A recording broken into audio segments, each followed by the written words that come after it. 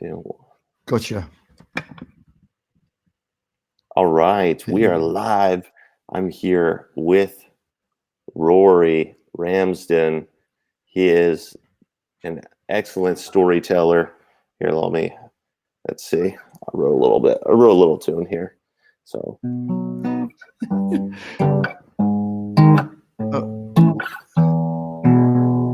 Okay, here we go. Rory tells stories. He's a really great engager. He's really good at telling people how to feel. No, that's all I got. I didn't really come up. I didn't have a lot of a lot of juice behind that one, but I wanted to make a little song for you. There's more inside me, but anyway, we're here with Rory. He is an expert storyteller, and he has worked with the Olympic teams on some storytelling there. He's going to share about that. And then now he's helping other people to share their story and really create amazing connections with people through storytelling. And I'm sure there's a ton more that I did not include in this little introduction. So I'm going to open the floor to you. Oh, before I do that, though, if you want to learn more about Rory, you can join his Facebook group right here, facebook.com/groups/story marketing tribe. So make sure to go ahead and join that group at some point. But Rory, I'm going to open the floor to you to share a little bit about your story, how you ended up where you are today. Well, Michael, thanks very much for that musical intro. A first, I must say. So it's great to be here. And so let's just step back into a few years, like 10 years, in fact, when I was actually then working as the main organizer of Olympic sailing events around the world. That would be for a specific discipline, and world and continental championships. So I've spent a lot of time sitting in an aluminium tube at 30,000 feet. But what became apparent very quickly is that, of course, sailing is not a sport that's ever going to knock tennis, for instance, off the TV screens, because it's not played on a piece of grass with an auditorium all around it, or rather seats all around it. It just doesn't work for television. But there's an army of fans out there who are ardent supporters of their national heroes, their athletes. And they were crying out for the story of the events to be told. So the first real prerequisite was found. A hungry crowd was out there. So the first thing as a marketer is you need a hungry crowd. So that's just what I had. And then and they were hungry for the story of the event, not just the results or whatever, but the whole story, what was going on in the background. So with a friend, I built a platform, and we launched it at a world championship in New Zealand in 2008. And without telling anybody, no pre-publicity, nothing. We just quietly put it out there and got 30,000 unique visitors in 5 days. And whoo, that's pretty good from ground zero. Yeah. So more development, more sophisticated bells and whistles, and more power was added to the platform over the next 4 years. And every time we ran it, the number of visitors went up. And the thing about this was that we weren't just delivering news, we weren't just telling a story, we had started a conversation. So fans, wherever they were able to chime in on a sort of dedicated, what you would, easiest way to describe it would be a Twitter feed. So we had a conversation going on too. So we knew what questions were being asked, and we could therefore deliver live interviews to cover those, to give those answers. Well, in 2012, another World Championship, the last major qualification event before the Olympic Games in London, and cut a long story short, 97,654 unique visitors in 5 days, or almost 20,000 a day. So I was completely blown away, but it took me a while to realize what had happened. And it boils down to this: we delivered the right product or the right message to the right people at the right time. Age-old formula, been around since forever, but still applies today. And story was what we did was tell a story. So that's where it all started, really. Wow. What a story. You were telling me this last week and I still was like, wow, that's great. That's amazing. Okay, so that's where it all started. And then where are you now and how did you get here? Well, good question. So at the end of 2012, I quit that particular scene completely. I reckoned that it was best to go out on the top rather than wait be for back again. Exactly. So I left and started a really deep dive into the digital world, because really we had lucked out on something with this platform, and I didn't really understand what I'd done, and I wasn't a marketer. I just did, and my gut told me it was the right thing to do then. And now, so I've invested in too many courses, to digital marketing courses to name, and I'm some were good, some were not so good, some delivered and some didn't. But in the end, 4 years ago, I wound up working with a European publishing media house who specialized in helping coaches, consultants, experts, authors to get their businesses online. And to do that, we were using the power of story. And just to give you an example, I don't know whether you've heard the old myth that no one on YouTube or Facebook will ever watch a video that's longer than 3 minutes. Well, to lay that one to rest forever, I made a video with a client, and that video was 18 minutes long. That was a sales video used in Facebook advertising. And 2 years later, that client was still using that video in his cold outreach lead gen. Wow. Conversion ads. So people will watch long videos. The people who will watch the long videos are the people who are your ideal client, the people you want to watch that long video.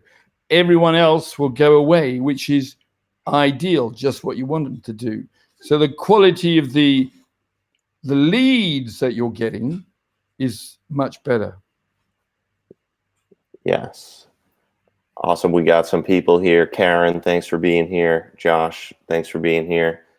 Hope you're getting some value. If you got questions, make sure to drop them in the comments below. Want to kind of turn back to what we were saying. One more thing. We're here with Rory Ramsden. He is a storytelling expert and coach. And if you want to join his Facebook group and learn all about the amazing value that he has to give, that's scrolling across the bottom of the screen. Groups.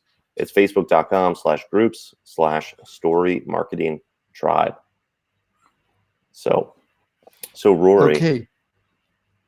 With the what were you about to say? I'm sorry, didn't mean to interrupt. No, you. I was about to say that and why did that 18-minute video work? And the answer is because it was based.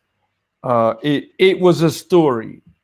Effectively, it took the viewer on a journey and, in the end, invited them to take the next step. So story works. Story matters. Mm-hmm. It definitely does. And I liked how you said that it has to do with, and it's a good thing, but it basically, if it speaks to your audience, the story speaks to your audience, then they'll watch it, they'll read it, they'll follow your story. And if it doesn't, they won't. And they'll go on their way. And it's a nice kind of repellent and attractant to you. Exactly. Yeah. It's a filter. Whereas if you made a shorter video, and I'm not advocating that all your videos should be 18 minutes long. Most of the videos we made were 8 to 10 minutes long, maybe, 12, but 8 to 10 minutes long was average.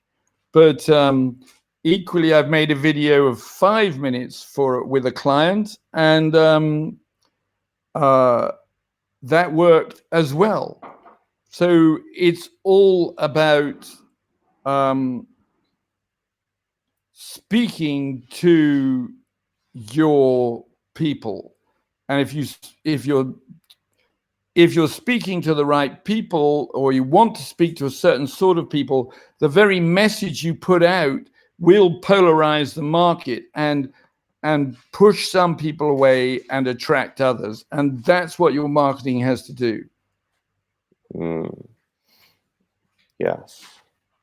So inside of that framework, that your marketing's objective and your story's objective is to repel people who aren't your ideal client and attract, be polarizing. What would be, how do you teach someone to write in that way? How do you teach someone to tell a story in that way? Well, it's a 4-step process.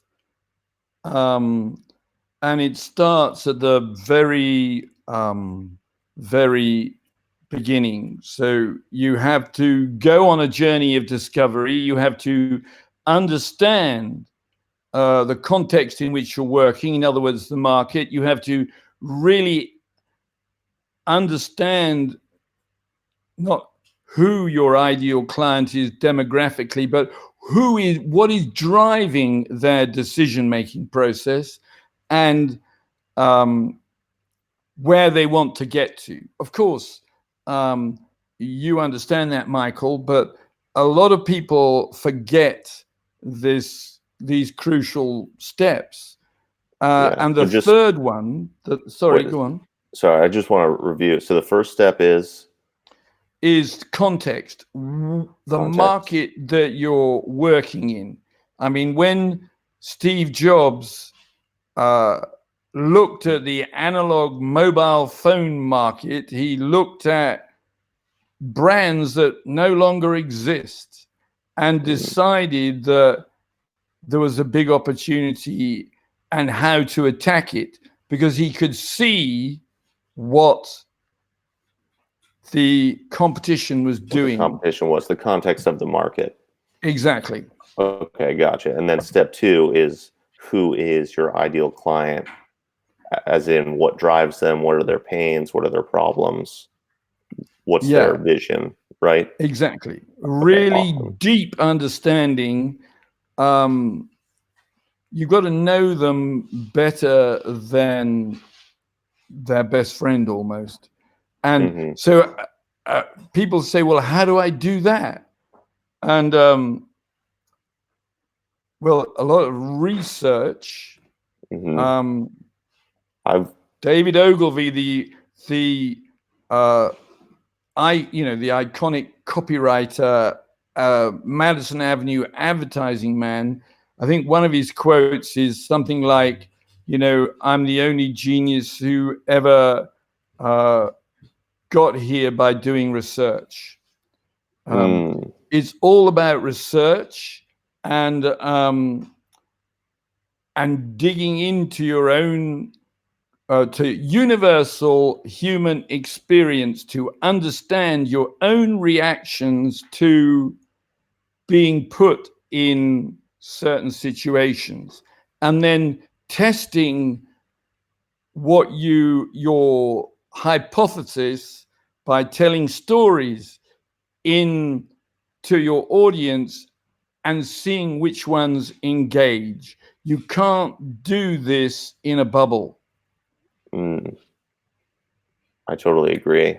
Yeah, so I totally agree that you need to do a lot of research to understand your audience, and just having conversations with people and asking them, is a great way to kind of get information about what's going on with like real people that are your ideal clients. So Yeah, that's number two. Is the conversations are, necessarily time limited. But if you're putting out stories over mhm, a matter of every day for months, then you get to see trends and you get to see which hooks and which storylines really resonate the most. got it. Yeah, that's great. And then so that's number two is the people. And then what was steps 3 and 4? Then okay, so once you've been through the discovery phase, and the next step is to come up with your big idea. What is And what is your your big big idea? idea and your unique compelling offer. So what's your big idea? So let me think of an example. So when when our friend who wrote the 4 Hour Work Week, who's Tim Ferriss. Tim Ferriss, when he wrote his book, ultimately that book is just about how to hire a VA and outsource all the boring work that you don't want to do. That's basically what the book's about, really, isn't Yeah. it? Yeah, So it is. he could have called the book "How to Outsource All the Boring Work You Don't Want to Do," and that's not really kind of inspiring, is it? So what he did was he brainstormed and he came up with a number of titles, Mm, and he tested them with Google Ads to see really? which one would come up, which one got the most clicks. And the 4 Hour Work Week is the one that won. And Mm, that is the big idea that's written on the cover of the book. And it's a bestseller. I mean, the rest is history. right. So, Gotcha. so So it's really take, important um, to when you're creating this big idea that's going to be kind of the your signature process or your signature idea, to test out different versions of it so that it effectively, and really just, go with the market, whichever the market says is the one, that's the one to choose. exactly. I mean, you know, if it works for Tim Ferriss, then it's good enough for me. Yeah, me as well. Me as So, well. and the way you do that, you don't have to spend money on Google ads or on Facebook ads.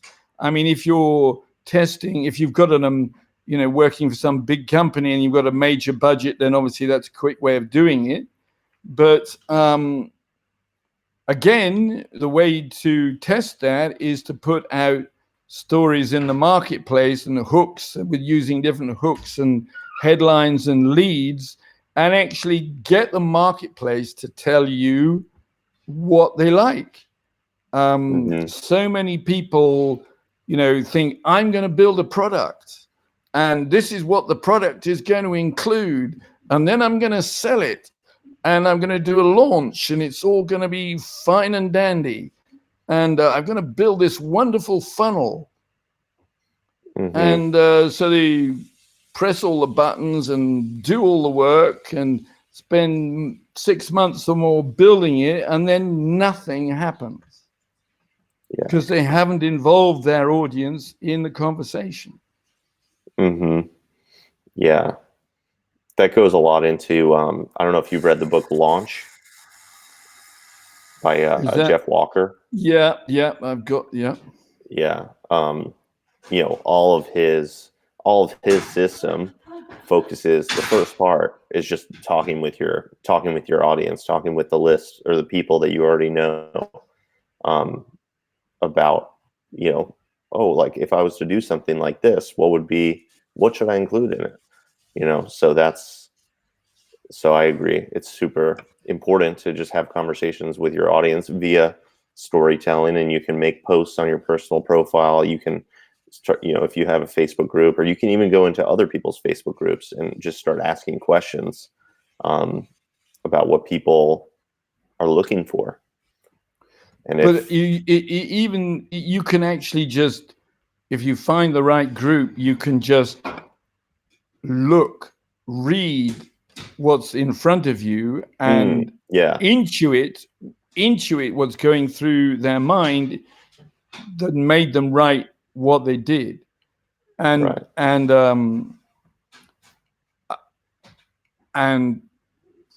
then form a hypothesis and write a short story and see how that resonates in that group. Because ultimately, when you go to a group, you can just post and, you know, spam the group with your posts, or you can interact with people and find the people who are most connected and really, you know, find an audience that way.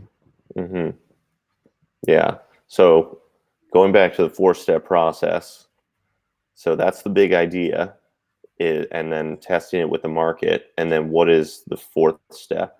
Well, so when the 3rd step is 2 parts. So you've got the big idea and you've got the compelling offer, and that is to create your compelling offer. You've got to have an idea of a minimum viable product.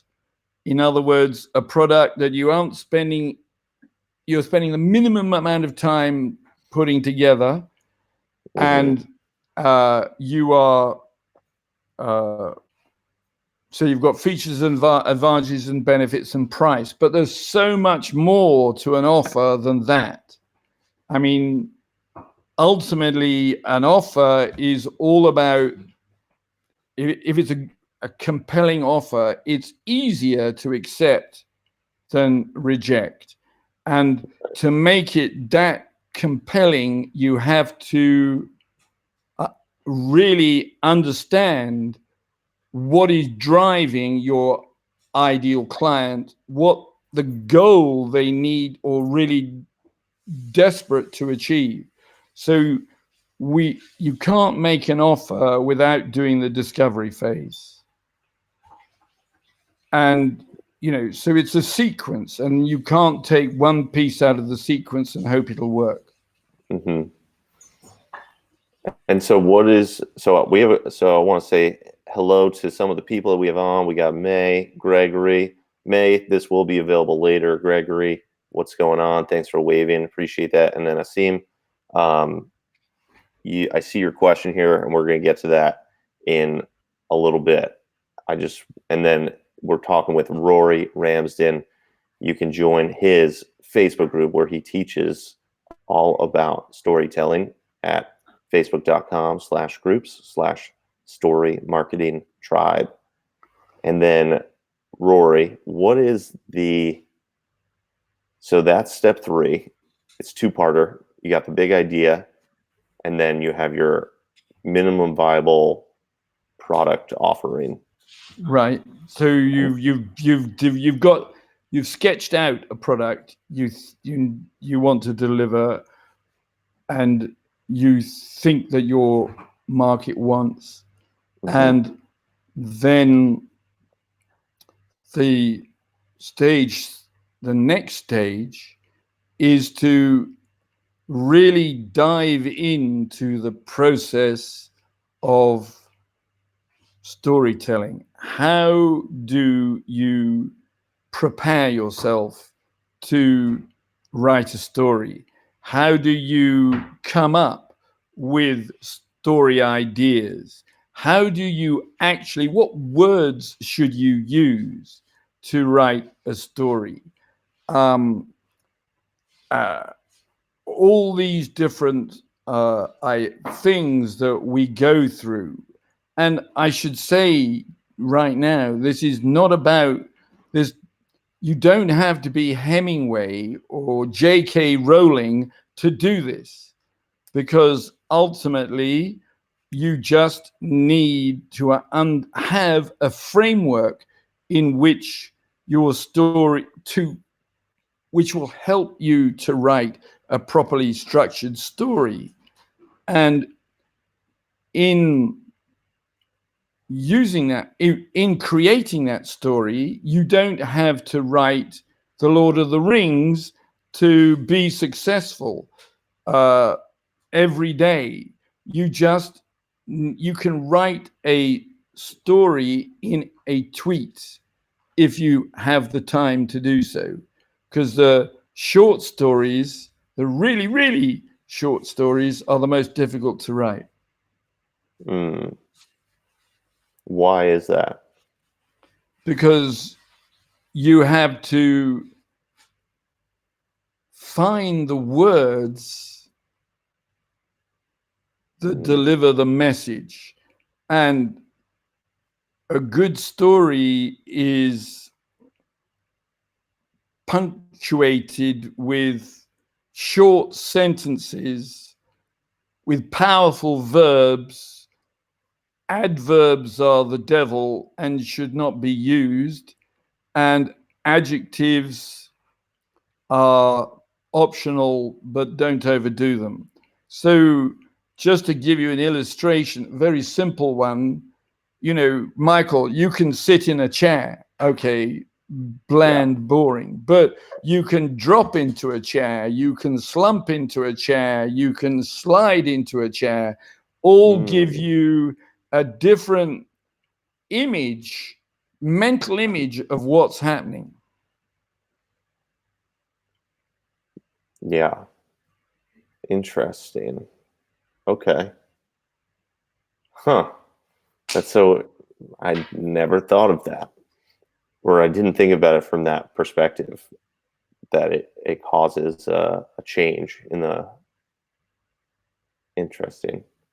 Okay. So let me ask you a question, Michael, just a quick question. I'm ready for the question. So you read a book, say Lord of the Rings, and then you went to the movie and saw the movie. Which one did you prefer? I prefer the movie, but that's just me, maybe. Okay. Should I prefer the book? No. It's not a trick question. It's an innocent question. Normally speaking, I love an author called Lee Child who has a hero who's who's a bit of a renegade in his own way, But the reason why I love to read Lee Child, and you can get all his books on Amazon, is he writes in short, punchy sentences, and the pace of the book really keeps you engaged and you cannot put it down. So how do you, again, going back to how do you write good stories? You practice writing a great deal, but then you also read good storytellers. Because you pick it up. It's like you become a sponge. It's like osmosis. Right. Yeah. Your output is from your input, or your input becomes your output. Yeah, your style. But you have to understand what's happening. You have to understand the theory and how it all fits together. You do your reading, you have your frameworks, you understand who you're talking to, which is a vital part. You understand the universal human experiences that we all have, which are really four things: time, money, trust, and mindset in our world here on, marketing ideas. Those are the four big ideas that you can play with, and you can introduce external conflict and internal conflict, because the external conflict produces an internal reaction and the pressure builds and people feel tense, and then you release that tension.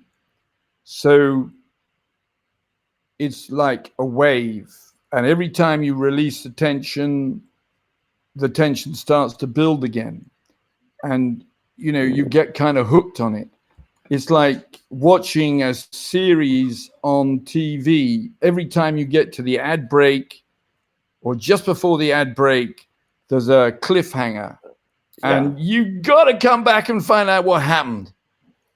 And when you get to the end of that episode, there's another cliffhanger, and I got to come back next week and find out what happened. And that's what you do in your stories and in your email sequences too. Yeah. So thank you for sharing that, Rory. And that's, I think, super valuable piece of storytelling fodder for the engagement fires. I don't know, but I want to transition a little bit to a couple questions from people. Is that okay? Sure. So I want to address Asim's question. He is going to become a coach, or he is a coach for people who want to write picture books, and so he wants to launch an online coaching program, and then he wants to do it by March 1st. And he's asking, does he have enough time to make a compelling offer? He has 4 weeks, and he's been asking them questions when they join the group. I don't know. Do I have enough time to? I think that he has enough time. Yeah, I mean, you can't launch this program without a compelling offer. I mean, it's a key piece of the jigsaw puzzle. But what I would say, Azim, is that you've got to start dropping hints, teasing your audience that something is coming down the turnpike that they should be ready for. So when you get to actually the launch process, that you're not dropping it into a cold audience. You've got to prime the pump so it's ready to accept what you have to offer. And that's all about,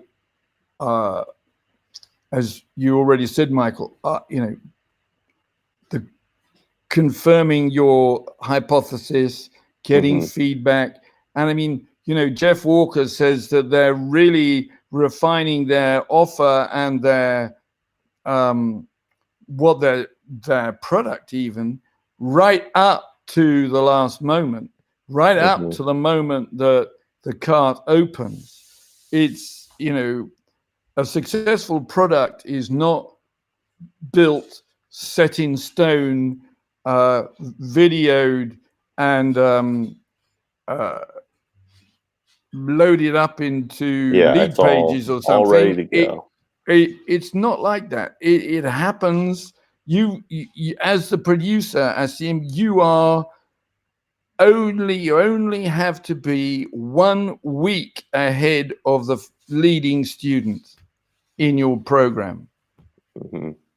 Yeah, it's a very Sam Ovens style, just exactly like you said, you just have to have it created, build as you go, create the offer for people with people. Like, you can't create it in a vacuum. You have to create it through the teasing and through the questions and through the stories and seeing what resonates with people. And then, like Rory's saying, just have it has to be malleable. And then also, it can be built at the last minute, to really make sure that it's appropriate to your audience. Yeah, it can evolve as people come in one door. When you go to a restaurant, they don't make all the meals that they're going to sell that night before you walk in. They're cooking as you're ordering, and that's how you should think about your product. And in fact, Asim, the product is the last step in the process that you should even think about. It's all about connecting to your market, understanding what they really, really, really want, and then testing your understanding, making sure that you're on the money, and then delivering your product, as I say, 1 week in advance of the first student. Yeah. And getting constant feedback. Yeah. So I don't know if he's still on here, but maybe he'll watch the replay. If you are live right now, thank you for being here with Rory Ramsden. He is the creator of Story Marketing Tribe, facebook.com/groups/Story Marketing Tribe. Definitely go ahead and join his group. And we are going to talk about a couple more. I have a couple more questions here so I made a post a couple days ago to ask people what their biggest challenge writing stories is. So is it okay if I go through some of those questions? Sure. Okay. Let's see here. So a couple of them, well, here's one question. It's basically, how do you be succinct in storytelling and not taking too long to write content? What would you say to that question? Succinct is a very good word. You have to be, a good story has no superfluous words in it. So that's all about how you write. And there are two schools of thought. Mine is that you should just get it out, get it all down on paper, or on your screen. Just write what comes into your head. And when you've written it, then is the time to go back, cut out, whole paragraphs, reorder things, slice and dice time, compress time, and add the structure that makes it compelling. So some of the frameworks that we've worked on, Michael, have only been, a couple of paragraphs, some even shorter. Yeah. And there's one or two monsters that you have to take days over. But normally you can get a post out which will tell a story in about 30 minutes. How long do you take, Michael, roughly? Yeah, I would say between 15 and 30 minutes. I try and keep it short. Exactly. Or I try not to censor myself, at least in the first round of me just like boom, boom, boom, boom. And then usually it's faster for me to write actually like 2 stories. So if I have a framework, and which if you want to check out some of Rory's frameworks, you got to check out facebook.com/group/story marketing tribe. But when I'm using some of your frameworks, sometimes I'll write 2 stories, but I'll write them quickly. But like the first one, I won't really like that much. And so I'll just keep writing. And then I kind of get into the groove of what I think is, I guess, a good story. Yeah. Yeah, that's a very good point, Michael. That actually, if you just start writing, that's like a warm up. If you're an athlete, you go for a warm up before you compete. So if you're going to write a story, then just write. And as you write, you'll develop the flow, and ideas will come, and you'll write. Out of it, you will have a great story. Yeah. Thank you.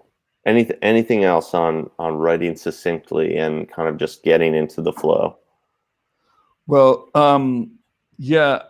focus on the verbs. So just for my sake, what is a verb? Well, yeah, okay. So that's a good question. There are two types of verb, right? So there's, I walked, and is the active verb, and you can then have a passive verb when something is happening to you, and you are the passive. You're having it done to you. So all your stories should use, if you've got a passive a passive verb in a sentence, get rid of it, turn it round so it's an active verb. I walked into the bar, I staggered into the bar, I tripped into the bar. These are all active verbs, and the verbs allow you to paint a picture in your own mind if they're active. I'm trying to write to quickly turn that round so it's passive, and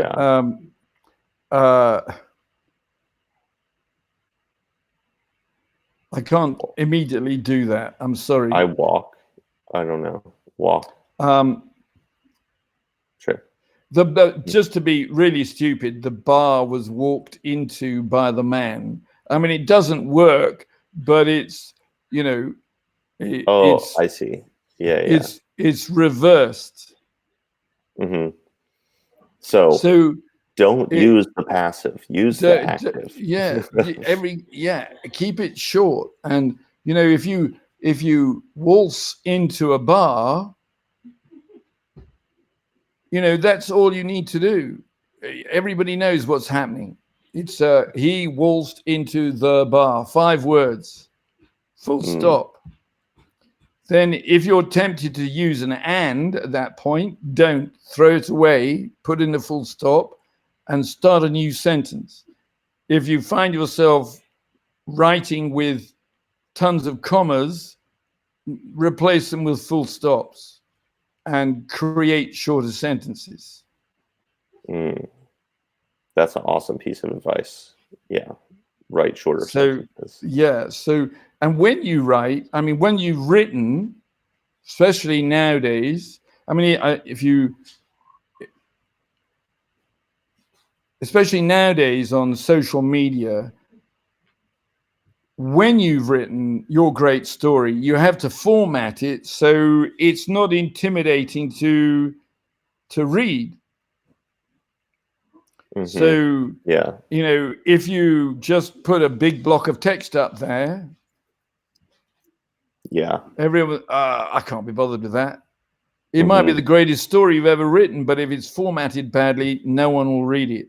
So break it all up. There should be a lot of white space in your story. There should be lines should be a different length. You should be stacking 3 or 4 short sentences or even single words. Or you did one the other day, Michael, and there was just blank space and a few dots and then a more blank space and a few dots. yeah, And that was, that told a story in itself.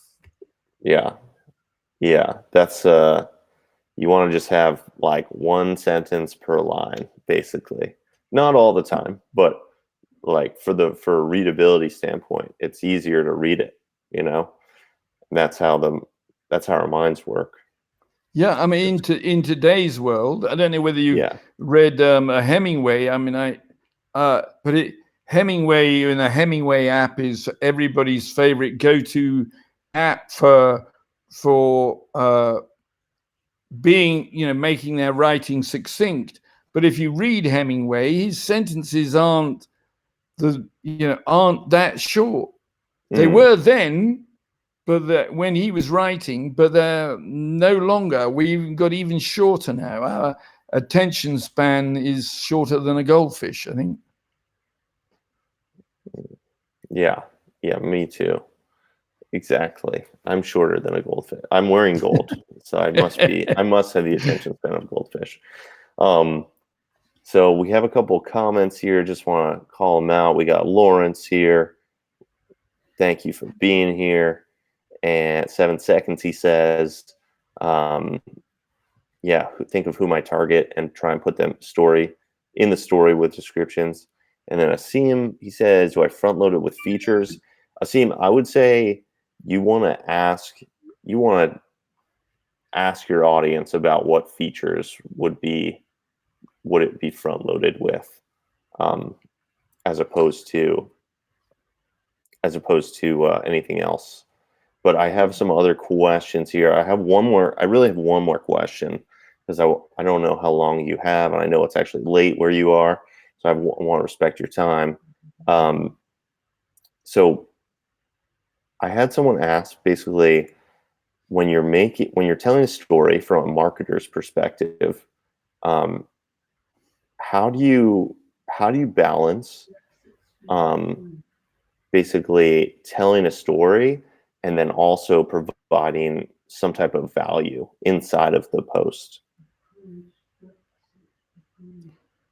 Good question. And let me know if that doesn't make sense, or you want me to rephrase the question. No, I mean, so we want to tell a story and provide value. So in the process, so what you're doing is you're going to tell a story that is going to draw on, it may be your life and what happened to you and how you succeeded in overcoming the challenge. And that is giving value, because you can do a summary at the end, lessons learned, 1, 2, 3, 4. I did this, step 1, step 2, step 3, and I succeeded. Or you can use somebody else, an icon that everybody knows, like Steve Jobs or Henry Ford or Elon Musk. All these people everybody knows. And you can tell a story using somebody who are in your that everybody in your market knows, and use that to illustrate the point, the lesson that you want your audience to learn. And so your story is the value that you are delivering. But you are not just saying, step 1, step 2, step 3. You are making it an entertaining way of learning. the best way of learning, the best way of entertaining or helping people learn is to help them by making them smile. And then they will enjoy what they're doing. And they will enjoy what you write. And they will enjoy you. And they will want more of you and your stories. So they will come back. So the conversation can continue, and you are not just constantly broadcasting. They are coming back and asking you questions. Lawrence says, "Lol, plus I write erotica." So you've got lots of experience, Lawrence. Use it. Including the reader, yes. Okay. Pointing out what is true and then telling them how they are going to be impacted. Interesting. Thanks for sharing that, Lawrence. So let me see. Lawrence says hook, story, offer, but hook, yes. The story is maybe 4 or 5 or more steps. I mean, the Joseph Campbell's hero's journey is 17 steps. So the story, you need to break that bit down.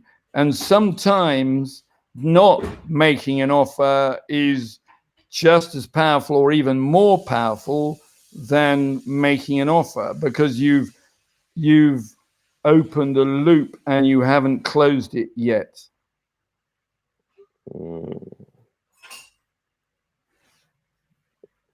Okay. Yeah. Does that make sense to you, Lawrence? Okay, we'll see. I think it's a little behind where we are. So for everyone that's watching and anyone that's watching the replay, go ahead and drop a hashtag stories with Rory below. If you're here live, if you're on the replay, go ahead and drop hashtag stories with Rory. No matter what, drop it below. And Rory, is there anything that you wish I had asked, but I have not asked it?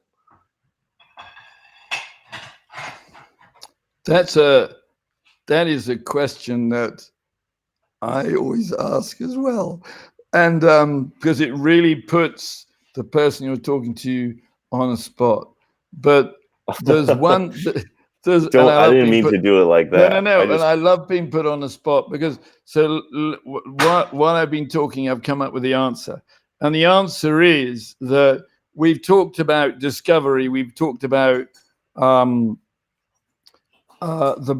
your big idea and your offer. We've talked about storytelling and how to create stories and some ideas around that. But the other thing that's missing for a lot of people is the system that you need to do this consistently, day in, day out, over time.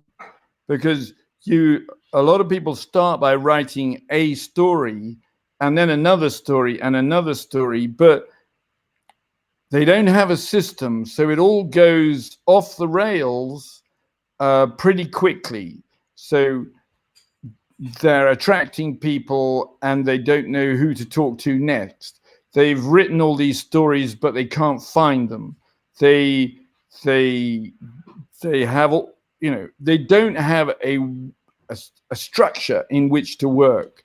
And if you don't have a system and a structure within which you can work, you cannot hand off a piece to a VA or somebody to do, because you don't know what you're doing.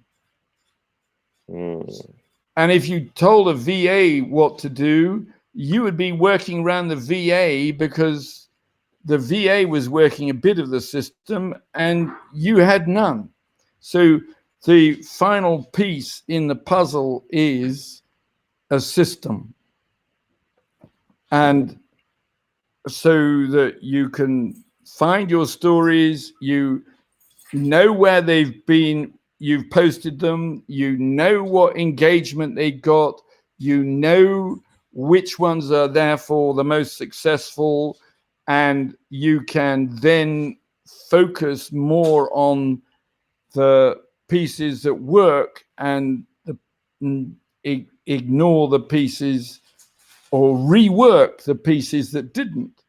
So it's a system that makes all this work online, whether that be on a blog or on Facebook or on LinkedIn or wherever you're posting, YouTube, TikTok, or whatever it is, you have to have a system. So when you say system, what for you, what does your system look like personally when you're, producing content? Well, it's all on Google Drive. All my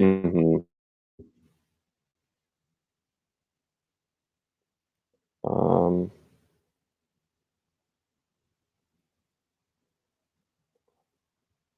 For some reason, Rory, I can't hear you, but that might be me. Let's see.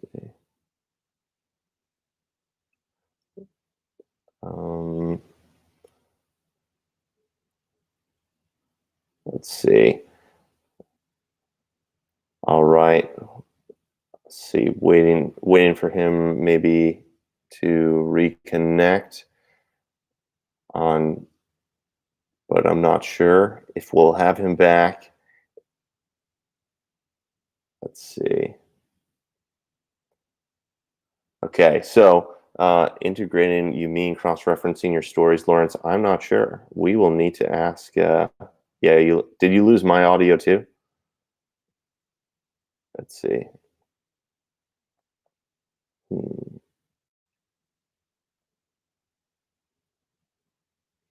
Let's see here.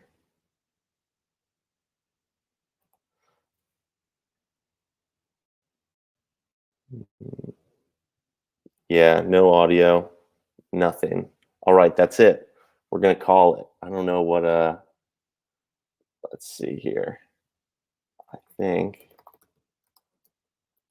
we'll have to call it. I don't know what happened to audio.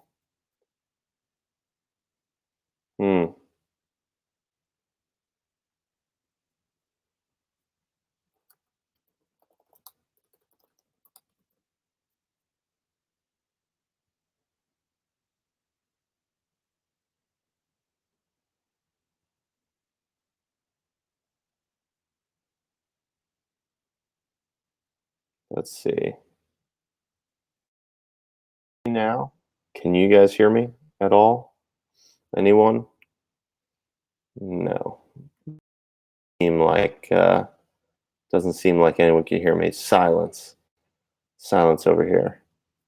Let's see. Hello. Hard to tell. Can you hear me? Is that yep till you can hear me? I can't hear Rory though. Okay, they can hear me. Let's see. Let me try this here.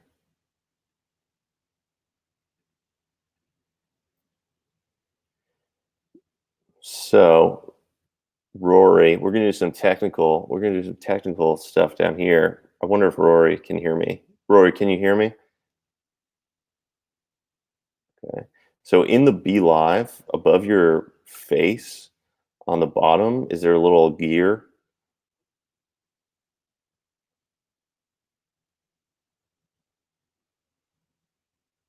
And then if you click the gear, we lost audio here. So in the meantime, while I think Rory might be trying to get his audio back online, you can find out more about Rory and learn from his teachings at facebook.com/groups/story marketing tribe. Let's see here.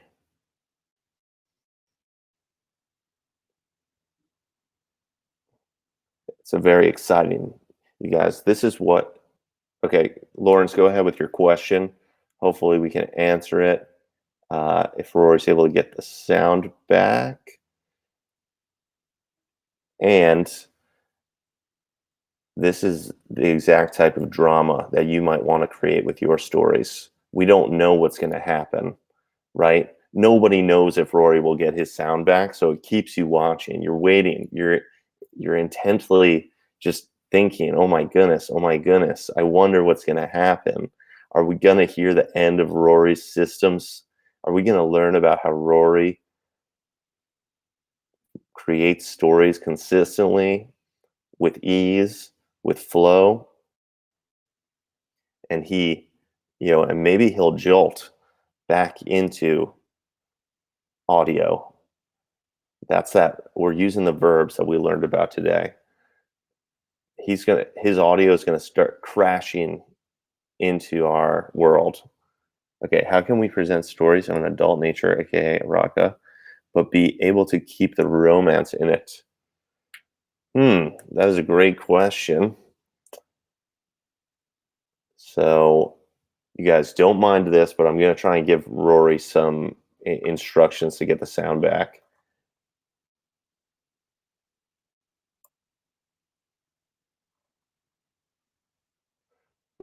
Rory. So, oh, something's happening. I still can't hear you.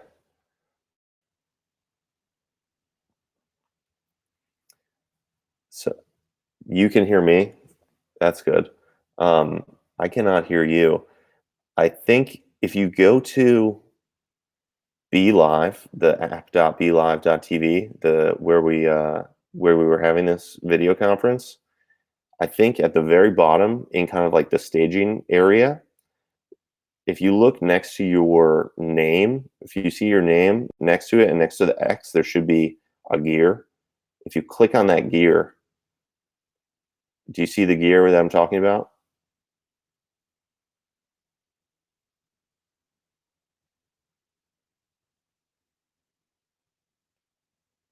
Dun, dun, dun. For those of you just tuning in, we're live here with Rory Ramsden, and we're on a trek to fix his audio. But so if you click that gear, I'm not sure. Can you give me a positive affirmation head nod if you see the gear?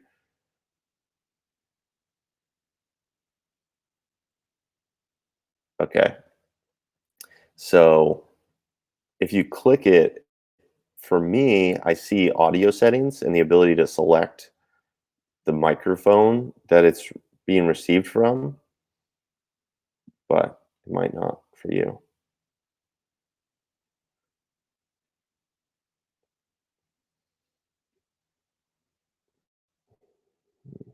We're live right here now with Rory, and we're we're on a story of how when you're going live, maybe you've experienced this. Or maybe if you leave completely and then come back, click that link again. So let me see if I'm going to kick you out, Rory, and then come and join that link one more time. Is that okay? We'll see.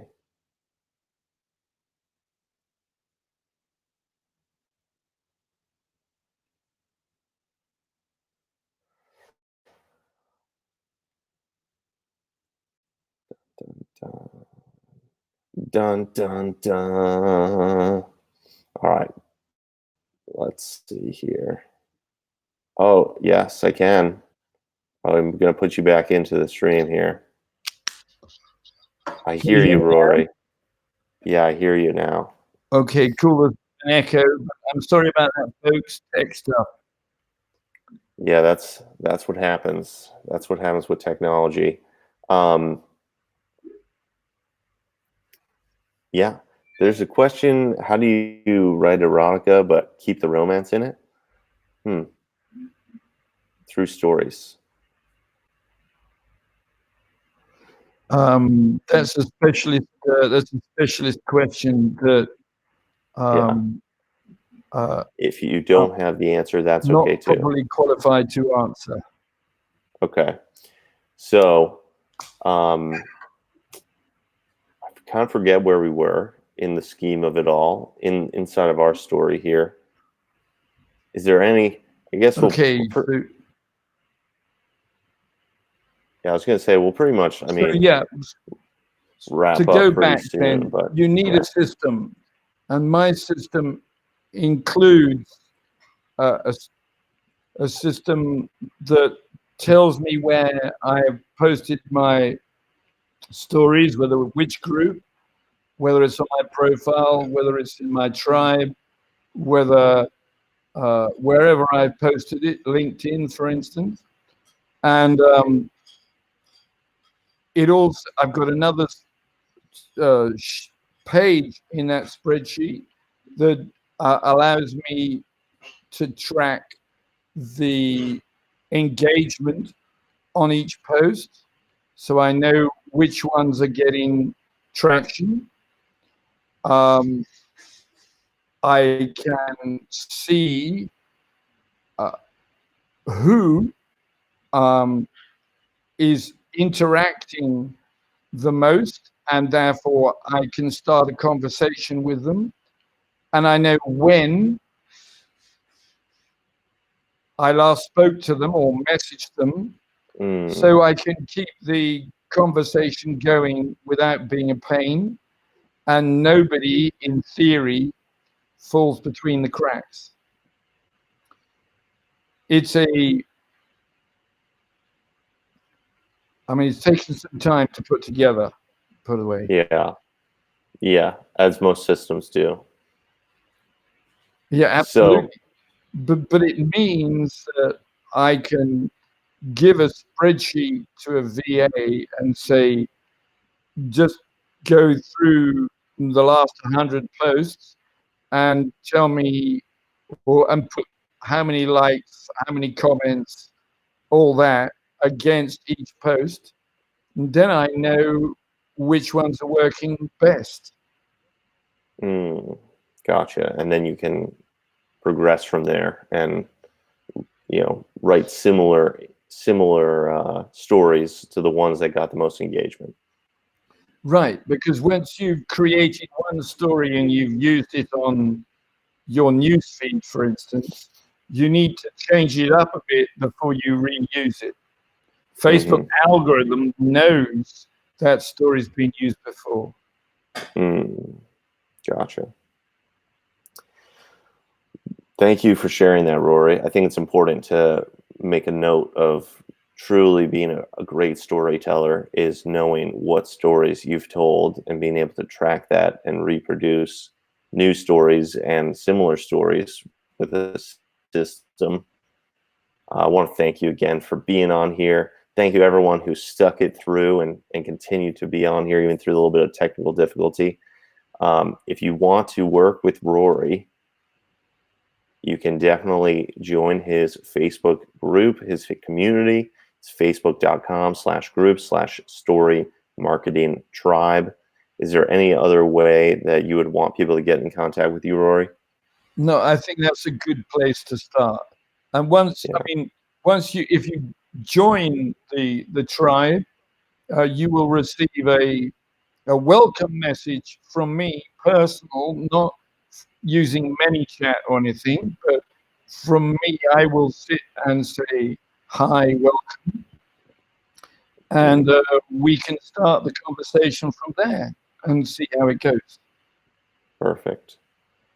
Well, thank you again, Rory. This has been amazing. Thank you, everyone who's been on here. Again, if you're live, go ahead and drop that #stories with Rory. And then if you're on the replay, go ahead and drop that #stories with Rory as well. It doesn't matter to me, but I want you to use that same hashtag. I like it. And yeah, thank you so much, Rory. I'm going to stop the stream. Peace out, everyone. Have a great